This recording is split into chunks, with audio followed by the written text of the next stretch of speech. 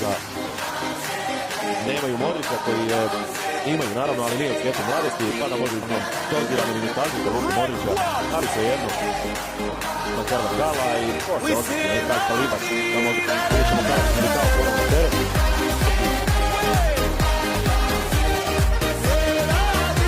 Dobro od rijetnih Miljana koje nije dobio. Sada Kubala slom. Dok su ga svi učutili. Čovjek koji je naučio osvajati trofeje, može osvojiti. Bio čak i prva svijeta sa Njemačkom, tada bio turkog štaba. Mnogo trofeja uspio je na kraju da završi triumfalno. I klubski takmičenja Barcelona, za razliku od Reala, koji ima tu čak bez obzira što ne igra, što nije na terenu.